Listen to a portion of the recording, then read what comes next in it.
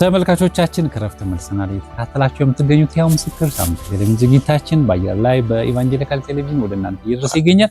እንደዚሁም ደግሞ በዩቲዩብ አድራሻችን በመላው ዓለም የምትገኙ ኢትዮጵያውያን ኤርትራውያን ዝግጅታችን መርጣችሁና ፈቅዳችሁ ስለምትከታተሉ እናመሰግናለን። ወደ አቋረጥነው ዝግጅት እንመለሳለን። ከፓስተር ታደሰ እሸቴ ጋር ከኃይለ ሥላሴ ጊዜ ጀምሮ እስከ ደርግ ጊዜ በዛ ጊዜ እስር ቤት ገብተው የሆነውን ነገር ይነግሩናል። አብራችሁን ትቆዩ እንደዚሁ በድጋሚ ጋብዛችኋለሁ። ፓስተር ታደሰ እንግዲህ እስር ቤት ወንጌል በመመስከር ምክንያት ጌታን አግኝተ ተፈውሰ በመመስከር ምክንያት እስር ቤት ገባሁ ነው ያልከኝ። ዝዋይ ቀጥል እና እዛ እስር ቤት ገባሁኝ። የኢምፔሪያሊዝም ሃይማኖት ያስፋፋላሉ። አሁን ያፓ ከያራቱ ማውጣን አሁን ይገባሉ እዛ። እነሱ ደግሞ ከኔ ጋር ጦርነት ጀመሩ። አሁን ይሄን ጴንጤዚ ምናምን በቃ ኢምፔሪያሊዝም ምናምን አሉ በኔ ላይ ጠቅላይ። እነሱ እንግዲህ ሙራኖች ናቸው። ደግሞ እነሱ ተመልሶ ወይኒ ቤት ከኔ ጋር በቃ ጦርነት ከፈቱ። መጨረሻ ላይ አሁን አትተው ማለት አልተውም በቃ በግረት እናስራለን አሉ። ለወኔ አዛዥ ነገሩት በግርበት ከምትታሰር ብትተው ይሻላል። ከሱሩም በተጨማሪ እስር ቤት ደግሞ እንደገና ሌላ እስር ማለት ነው። አዎ አልተውም አልኩት። ለምን አንደኛ ነገር ይኸው ካፌ ወጣ ይሄ ነው ከማኑን ነው የወጣሁት። ጌታ ፈውሶኛል። ስለዚህ አልተውም። እንዴት አድርጌ ተዋለሁ? ጌታ ድንቅ ነኝ አድርጎልኛል ብዬ በቃ ልጅነትም ስላለ አሁን ከዛ እንደውም እንኳን ነገር ከንብሉ አለ። አሁን ለምሳሌ መፈወሱ ብቻ ሳይሆን ጠጥተህ ሁሉ በውስጡ ላይ ያደርክበት ጊዜ ነበር አይደል? በውስጡ ራሱ ሰክረህ ያደርክበት ጊዜ ነበር አይደል? እሱ በኋላ እንትን በኋላ ነው። አዎ እና መጀመሪያ ነበረ እሱ መጀመሪያ እንትን ነበረና መጀመሪያ ማለት ወደዚህ ወደ እንትን ሳልመጣ ወደ ጌታ እንትን ሳልመጣ ወሳት መጣ ፊት እሱ የዘለልከው ስላለ አስታውስ ብዬ ነው። መልስና ነገረን። እሱ ቴቢ ነበር። ቴቢ ፈጥኖ ደራሽ ያኔ ረብሻ ነበር ኃይለኛ ለኛ ረብሻ ነበርና ተነስተን ቴቢን ያኔ አሁን እንግዲህ ወደ ኋላ ተመልሰን ማለት ወደ ኋላ ተመልሰን ጌታን ሳታገኝ በፊት ሳላገኝ በፊት ከዛ ጸጥ ተባለ። መጨረሻ ላይ አሁን እዛ መጠጣት ነው። ከዛ በቃ አሁን እኔ ከጠዋት እንጠጣለን ቢራ ያኔ 50 ሳንቲም ነው 75 ሳንቲም ነው።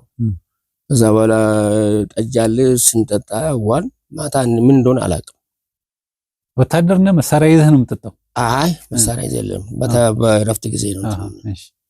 መጨረሻ ላይ ጠዋት ስነጋ የራሴን ያገኘሁት እንትንስ በውስጥ ነው ያገኘሁት። ደሜ ፈሶ አልቆ ደሜ ፈሶ አለቀ። አፌ ተለጎመ። ከዛ ሆስፒታል ወሰዱ። ከተማው ታሰሰ። ያ መቱኝ ሰዎች ተያዙ። እኔ ሰው ደብድቦ ነው ከተሰዛ። አዎ እዛ እንግዲህ ለምን እንደመቱኝም አላውቅም። እንግዲህ ያኔ ሰከረ ሰው ምን ያውቃልና እዛ አደርኩኝ። አፌ ተለጉሞ ነበረ። በማንካ ነበረ እንትን ያሾርባ መጣጣ። ከዛ እግዚአብሔር ያው ግን ከዛ በፊት ይሄ ሳይደረግ በፊት አንድ ወር ሳይሞላ ህልም አለው። ተረኛ ሆኜ ዘቦኝ ተረኛ ሆኜ በተራዬ ተኛሁት። ሲተኛ ህልም አየሁ። ነፍሴ ከኔ ሁለት ሰዎች ከሌላ ነፍሴን እንትን ይወጣል። ሬሳን ታች መለከተ። ሁለት ሰዎች ግራና ቀኝ ይዞኝ በቃ ወደ ሰማይ ይዞኝ ሄዱ። የተለያየ ከተሞች አሉ። ያን ከተማ ሁሉ እነሱ በፍጥነት ነው እዚህ ጋር ከተማ አለ፣ እዚህ ጋር ከተማ አለ፣ ሌላ ከከተማ በላይ ከተማ አለ። እዛ ይዞኝ ወዱና ወደ ግራና ቀኝ ይዞኝ መጡና በጣም ትልቅ ቢሮ ነው፣ ሶፋ ነው። ባለስልጣኑ እዛ ሶፋ ላይ ይዞ ይሽከረከራል።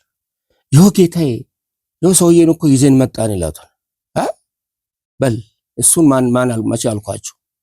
አሁን ወስዳችሁ እንዳመጣችሁ በቦታ መልሱት ይላል ባለስልጣኑ።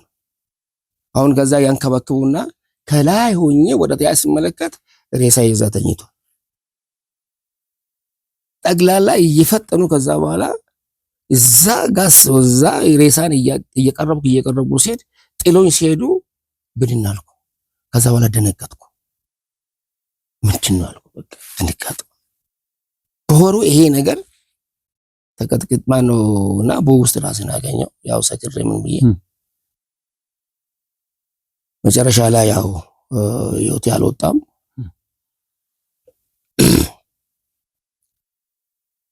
ዳንኩኝ። ከዛም በኋላ ነው እንግዲህ በዚህ ምክንያት አማኑኤል ነው የገባሁት። እዛ አማኑኤል ገባሁ። ከዛ በቃ አሁን ወደ ኋላ እንመለስ። አሁን ተመለስን። አሁን ደግሞ ወደ አቋረጥነው ታሪክ እንመለስ። እሺ እስር ቤት ውስጥ እስር ቤት ከዛ በቃ እስር ቤት በቃ ሰዎቹ እንዴት ይታሰራሉ ምን ነው እንዴት ብዬ ከዛ በኋላ ጌታ ነው ፈወሰኝ ብዬ ከዛ መልኩ ነው እግር እናስራለን አለ። በቃ የሰሩት ተባለ። ዘቦች በር ላይ እግር ብረት አሰሩኝ።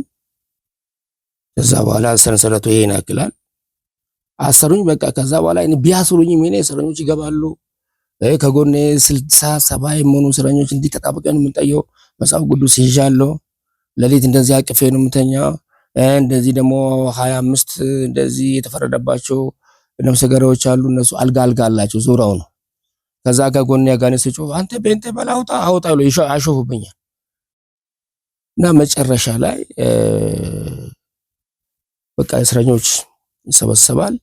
እኔ ቁርስ ማታ ሲሰብክ ውላለሁ ግቢ ውስጥ እስረኞችን ይሰበስባለሁ። ኢየሱስ ያድናል ይኸው ጌታ እንዲያደርገን ከማኑኤል አወጡኝ እንዲያደርጉኝ እየሰበስባለሁ። እግር ብረት እየታሰርኩ ታስሬ እኮ ነው የምሰራው። ከዛ ይሰማሉ እስረኞች። ከዛ በኋላ ይመጡና ጓሮ በኩል አለ ጓሮ ጋር ሰበኩና ትዝ የሚለኝ አንድ መዝሙር አለና ሰበሰብኳቸው። አንድ 15 ይሆናሉ እስረኞች ጓሮ በኩል ቤት ስር ቁጭ ብለን ከሞትም ያድናል ከሞትም ያድናል ከሞትም ያድናል ኢየሱስ እያልኩ እየዘመርኩ እስረኞችም አሉ ይሰሙኛል። እና የዘቦቹ ኃላፊ አሁን ሞቷል ይባላል አላውቅም። 10 አለቃ ሰግድ ነው ይባላል። ረጅም ነው ይመጣና ብቻ በጥፊ ጆሮን ጮህ አድርጎ ሲመጣ ሃሌሉያ ብዬ ዞር ስል እሱ ሮጦ ሄደ። ከዛ በኋላ እንትን ተረጋጋውና በቃ ያለ ነገር ነው ብዬ ተመታሁኝ። ከዛ በኋላ እነሱም በኋላ እንሰበሰባለን ብዬ ተውኳቸው። አንድ ሸማግሌ ትልቅ ኦርቶዶክስ ናቸው። ልጄ እስቲ ቁጭ በላሉኝ። ቁጭ አልኩ። ልጄ የእናንተ ሃይማኖት ከባድ ነው፣ እኔ ኦርቶዶክስ ነኝ፣ አይዞ አሉ። እና እዚህ ደቡብ አካባቢ እንደዚህ ሲያመልኩ ቤት ውስጥ ሲያመልኩ ዙሪያውን ወታደሮች ከቧቸው ከእስር ቤት ማነው ከዛ ከቤቱ አወጥቶ ወደ ፖሊስ ጣቢያ ሲወስዱ አንድ በሽተኛ ወደቀ። ሲወድቅ ጀርባውን ረገጡት። ሲረግጡት የሆነ ድቡልቡል ነገር ካፉ ወጣ። ሰውዬ በእርግጫ ተፈወሰ። እና የእናንተ ሃይማኖት በጣም ከባድ ነው፣ አይዞ አለኝ። ከዛ በኋላ እግር ብረት ታስራለሁ። ያ ቀን ነጋ። መጨረሻ ላይ አሁን ሁለተኛ ቀን ያ አለፈ። አሁን በሁለተኛ ከዚህ አዛለታ ማታለ በሁለተኛ ሌሊት ነጭ ልብስ የለበሰ እስር ቤት ውስጥ ይመጣና ስም አለኛል። በራእይ ነው የምታየው? አዎ በህልም በቃ በህልም ራእይ ነው። ለምን ነው ታሰርኩ ይለኛል። የሰራዊቱ ጌታ እግዚአብሔር ለምን አዳነ ተብዬ ነው የታሰርኩት ያለኝ። የሰራዊቱ ጌታ እግዚአብሔር ለምን አዳነ ተብዬ ነው የታሰርኩት ስል እዛ እግሩ ላይ እንደዚህ ብቻ እጄ እንዲህ ጣቱን ብቻ እንዲህ ሲያደርግ ያ ሰንሰለት ለሁለት ይበጠሳል። ከዛ ብንን ስል ለካ በህልሜ በቃ ነገ የሚወጣ ነገር መሰለኝ። ጠዋት 12 ሰዓት መጣ። ለሽንት ቤት ያው የግሬት ብግረት ታስሯል። ወጥተ በሩ ታድርም ታስሮ ነው የሚያድረው። እንደ ታስረ ነው የምታድረው? አዎ ታስሮ ነው የምታድረው። አዎ በቃ ምን አይፈታም፣ ታስሬ ነው ያው እግር ብረት ታስሬ ነው እንጂ እንትን። ከዛ ጠዋት ተነስቼ በጓሮ በኩል ወደ ሽንት ቤት ለመታጠብ ሲወጣ ልክ በሩን ዲዞር ስል ሰንሰለቱ ይበጠሳል። ሄድኩና ተጸዳዳውና ፊቴንም ታጠብኩና ዙሪያውን ትልቅ ነውና ዘቦች አሉ። ፖሊስ በሰንሰለቱ ተበጠሰ ብዬ በር ላይ እጄ ያመለከትኳቸው። ራሳ መደክትካ ራስ ነገርካቸው? አዎ ራሴ እንትን አልኩኝ። ከዛ እንዴት አድርጋልኩና ከዛ በር ላይ እንትን አደረጉ። ይሄ እንዴት ተፈልቅቆ ነው የምታሰረው? ያንን ብረት ይሄ እንደ ዘና ነገር አለ። ያን እንዲሰኩና ከዛ ይፈለቅቁና ደሞ ሌላ ደሞ ያስሩሃል። ብረት አለ ነጋዛ ደግነ እዛ ጋር ታስቀምጥ እግሬን ታስቀምጣለህ። ይመታል ወደታች ጥርሱ ራሱ ይሄዳል እንትና ሌላ ብረት ቀየሩልኝ። ከዛ በኋላ ስልስል ብቻ ጧት 5 ቀን 5 ሰንሰለት ጧት ይበጠሳል። በዛች ቀን የሚገርም ነው። እዛ ሲበጠስ መጨረሻ ላይ ለካ የጎኔ ሰዎች አስተኝተዋል። እስረኞች ምን አድርጎ ነው የበጠሰ ተብሎ ጠባቂ ይደረጋል። ጠባቂ ምንም ነገር የለም። መጨረሻ ላይ ወይኔ አዛዥ ገና አንድ ሻለቃ ይባላል። መነጽር አድርጎ አጭር ሰው ነው። ጌታዬ አለ ያሰለጋግ መጣ። ጌታዬ ሰውዬ አንድ መጽሐፍ አለ አቅፎ ነው የሚተኛ። ለሊት ሲቀባ ያድራል። ጧት ሰንሰለት ይበጠሳል።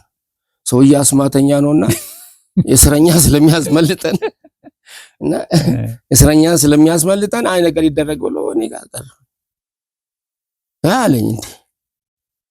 እንዴት ነው የገባችሁ? ፈትሻችሁ አለ ምን የገባችሁ? አዎ ተፈትሼ ነው የገባሁት። ታዲያ እንዴት አድርገህ በጠስኩ አለኝ። የሰራዊቱ ጌታ እግዚአብሔርን ጠይቀኝ ምን ጠይቀኛለህ አለኝ። በቃ ተናደደ ሰውዬው። መነጽሩን እንዲይዞ እንኳን እኔ ልበጥስ ቀርተው እኔ ተለው እንኳን ብጎትት አይበጥሰው ነው። እንዴት አድርገህ ይበጥሳል? ስማለኝ 25 ኪሎ የሚመዝን ብረት አለ። በዛ ብናስር ስሙ ጅቦ ነው አለ። የብረቱ ስም ጅቦ ነው። ስለዚህ በጅቦ እናስራለን። ከዛ በኋላ ልታንቀሳቀስ አትችልም። እንኳን ጅቦ ቀርቶ ባባ ጅቦ ይሰሩኛል አለኝ። እንኳን ጅቦ ቀርቶ ባባ ጅቦ ይሰሩኛል። ያ ልጅነቱን እዛ ቆም አለና ሂድ ዲናኝ ሂድ ያለኝ። ከዛ ሄድኩኝ። በቃ መጨረሻ በሁለተኛ ቀን በሶስተኛ ቀን አዲስ አበባ ወታደር እንትን አለ። አዲስ አበባ ወይኔ ቤት አመጡ። አዲስ አበባ ወይኔ ደግሞ ከጅማ ከጎንደር ከተለያየ ቦታ የታሰሩ ክርስቲያኖች ይዛሉ። በዛ ባደረግ ጊዜ ከርቸሌ ማለት ነው። ከርቸሌ አዎ፣ እዚህ ከርቸሌ መጣው። ከዛ ቀላል እስረኛ ነው አሉኝና ያኔ ባሶ ምናምን ቃሊቲ ቆሎ ይቆላል እዛ ጋር ወሰዱኝ። ካባ አደረጉኝ።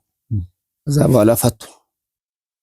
ከፈቱኝ በኋላ ያው በ71 72 ተፈታሁኝ እና መስሪያ ቤት አዲስ አበባ ነበርና እጅ ያመለከትኩት በምንድነው ወጣ እንደዚህ ወሬ ሰምተን ነበር ምናምን አሉ ሰዎች። እዛ በምንድነው በሃይማኖት ምክንያት ስለሆነ ተባለ። ህግ ጋር ቀረቡ። ህግ በሃይማኖት ስለሆነ መስራት ይችላል። ምን መስሪያ ቤት ነበር? ደቡብ እርሻ ልማት ገባሁኝ። ከዛም በኋላ ያኔ ጊዜ ደግሞ ቀይ ሽብር እየተባለ ወጣቶች ይሄ አባ እየተባለ በጀርባ ላይ ብቻ ቀይ ሽብር እየተባለ ጧት ብቻ ስትሄድ በቃ ጀርባ ቀይ ሽብር ይፋፋም ብለን ወረቀት ይለብስ ጀርባ ላይ በቃ በየጣቢያ ይታሰርና ጧት ስትወጣ አዎ ጀርባ ላይ ተለጥፎ ታገኛለህ። በየማዳ ምናምን አካባቢ ህዝብ የማይባይበት ቦታ በቃ እንደዚህ ጭንቅላታቸው በእንትን ያስሩና በፎጣ ነገር ያስሩና ጀርባ ላይ ቀይ ሽብር ይላል። ቀይ ሽብር ተወስዶባቸው ቀይ ሽብር ይፋፋም ብን ነበር የሚለው ያኔ ቀይ ሽብር ነው። በቃ በእስር ቤት ወስዳሉ። ከዛ በኋላ ለሊት ይረሽኑና እዛ ወስዱና በየፋርማታው እንትን ያደርጋሉ። ቀይ ሽብር ይተባል። ህዝቡ በቃ ያየ ብቻ ነው የሚያልፈው። ህዝቡ ያየ ነበር። ከዛ እያለም እኛ ያኔ ቸርች ነበር የሚሄደው። ገነት አለ መርካቶ አንዳንድ መካነ ኢየሱሶች አሉ። እኛ በቸርች እንሄዳለን። ከዛ በኋላ እኔ መካነ ኢየሱስ ልነታ ገባሁኝ። ከዛ ትምህርቱን ተማርኩኝ። እዛ ያው ተመረቅን። ከዛ በኋላ ጸሎት ቤት ገባሁ። ከዛ በቃ ጋንንት መውደቅ ጀመረ። ያ የጸጋ ተሰጠኝ። ከዛ በኋላ በቃ አካራ መቼ ነው መጀመሪያ ጊዜ መንፈስ ቅዱስን ጸጋ የተለማመድክበት?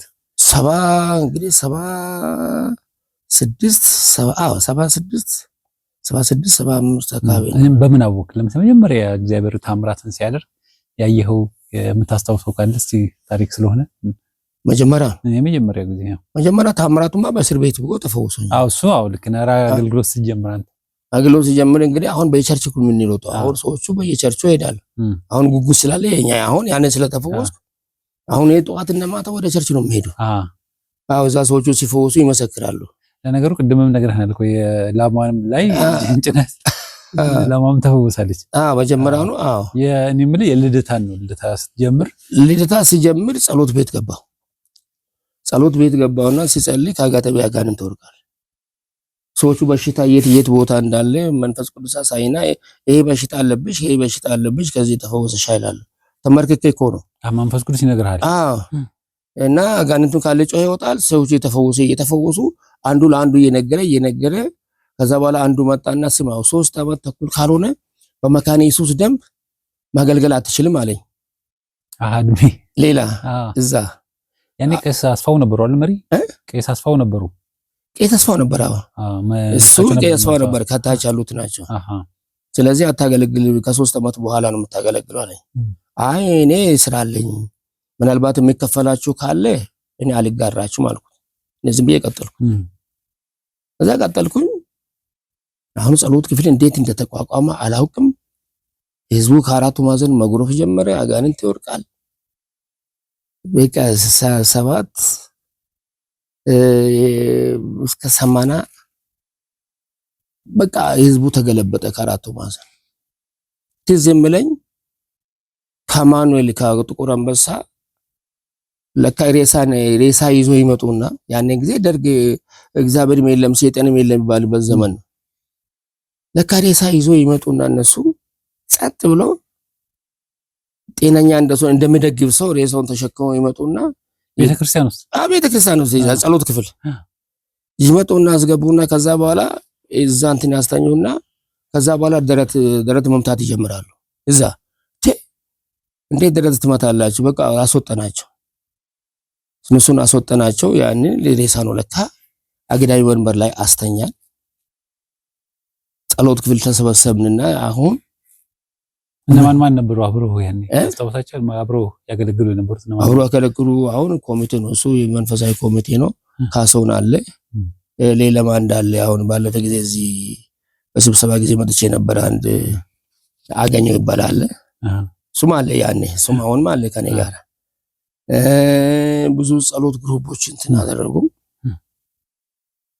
አዛ ተሸከምንና ሌሎቹን አስወጣ ነው። በጣም አጋንንት በቃ ያ ግቢ ሁሉ አጋንንት ነው። ይጮሃል፣ እዚህም ይጮሃል፣ እዚህም ይጮሃል፣ እዚህም ይጮሃል። ገና መቀመጫ ላይ መቀመጥ አይችልም አጋንንት። ዝማሬ ሲቆማ ይጮሃል። አሁን ከዛ ሌሎቹን አስወጣንና ያንን አስተኝተን ምን እንደምናደርገው አሁን እስር ቤት ሊገቱን ነው። ሰው ገደለ ይሉናልና ተነስተን ተሰብስበን ጸለን በቃ ጌታ ሆይ እኔ በጣም እየጸለን አንድ ካሰውናለን አሁንም አለና እሱ እንዲህ ሉጫ ነው ጸጉሩ ሉጫ ነው እንዲህ ጭንቅላቱን ከጣውላ ጋር ነን ይጸልይና ከዛ ለብድግልና ሰዓት ይሞት አደራህን ጌታዬ እስር ቤት እኮ ልንገባ አደራህን እኔ አሁን እሱ እንትን አለኝ ራሱ አሁን ሰውየው ራሱ ሁኔታው እንትን ያስቃል እና አደራህን በጣም ያስፈራል እንጂ ሬሳ ፊት ቁጭ አድርጎ እና እዛ አስተኝተናል እኮ ነው እዚህ ጸልይ አሁን አይኔ እሱ ላይ ተተከለኝ። አሁን ጸልይና አሁን እሱ ነው የማየው። እሱ ደግሞ አደራህን ጌታ አደራህን እስር ቤት እኮ ሊከቱን ነው ጴንጦች ይገደሉ ይሉናል። እዛ ስንጸልይ ሴትዮዋ አይኗ ተከፈተ። እውነቴን ነው የምልህ። ከዛ በጣም አላመንም። እዛ አየን። ስሟ ማን ነው? ከሌነኛ አለች።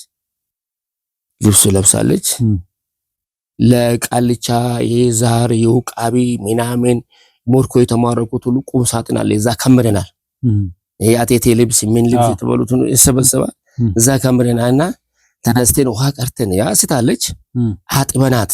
አቤት ያለ እኮ ፍቅር እኮ እኛ ምን ሰውነቷን እንትን አጥበን እንትን አድርገን ያን ልብስ ሰብስበን ያንን የሰበሰብነውን የቃልቻን እሱን አልብሰን ሰዎቹን አስገባናቸው። ይኸው እሷ ተነስታለች። እግዚአብሔር ፈውሶታል። እናንተም ከፈለጋችሁ ጌታን ተቀበሉ። ጌታን ማያውቁ ሰዎች ናቸው። አያውቁትም። ያሉ ሰዎች ናቸው። እዚህ ወደ ሂሳብ እኮ ይዘው ይመጡ። እዛ እነሱም ደነገጡ። በቃ ልብሱ መልሳችሁ ይሄን ይዛችሁ ይጠቡ። ራቁታን ስለ ያለውን ልብስ አለበሰ። ያኔ አለበስን ሌላ ስለሌለ ሌላ ያንን እንትኑን ያው የተበላሸው እንትን አድርገን እዛ ሰበሰብና ሰጠናቸው።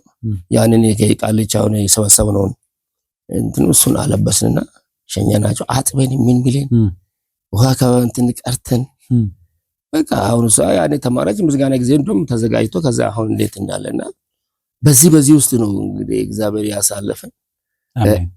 በጣም የሚገርም እና እንደገና ደግሞ አሁን በድጋሚ ኮሙኒስቶች እኔ መስሪያ ቤት እሰራለሁ። በዛን ጊዜ ካኪ ልብስ ነው የሚለብሱት፣ ሰማያዊ ልብስ የሚለብሱት ባለስልጣኖች ናቸው።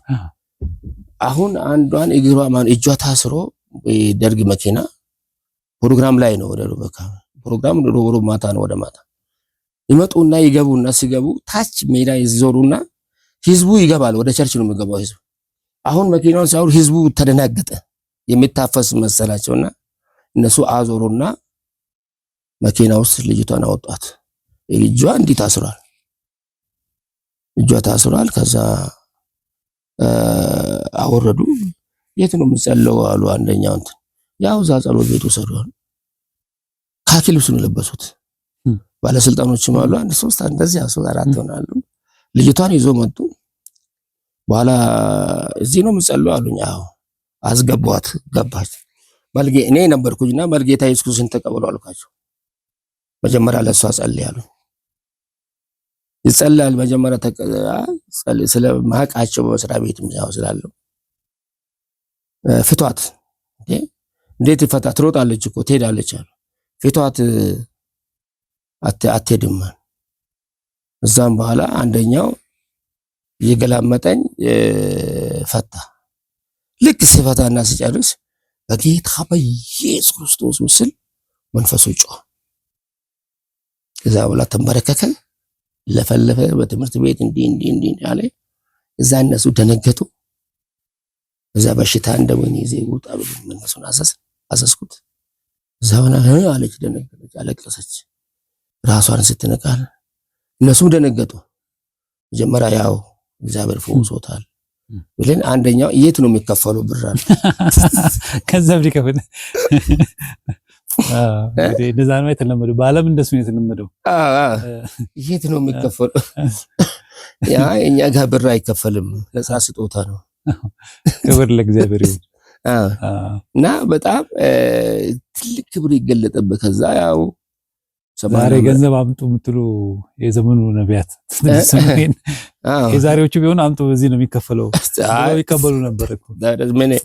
እኛ ያን ጊዜ እኛውን ቀን ስለገንዘብ እኮ አናውቅም። እኛ ጊዜ እኛ ሰዎች እንዲፈወሱ ነው፣ ሰው ከተፈወሰ በቃ እኛ ይሄ ነው ውስጣችን ሐሴት የሚያደርገው እንጂ ስለ ገንዘብ ምናምን ነገር እኛ አናውቅም በዛ ሰዓትና ያው እግዚአብሔር ያለ ህዝቡ ይጎርፋል ከአራቱ ማዕዘን መድረክ ላይ እኛ ከዛ በኋላ አዘምራለሁ። ከዛ ፎስ ይመጣል፣ መገለጥ ይመጣል፣ አጋንንቶች ይወርቃሉ፣ የተለያየ በሽተኞች ይፈወሳሉ።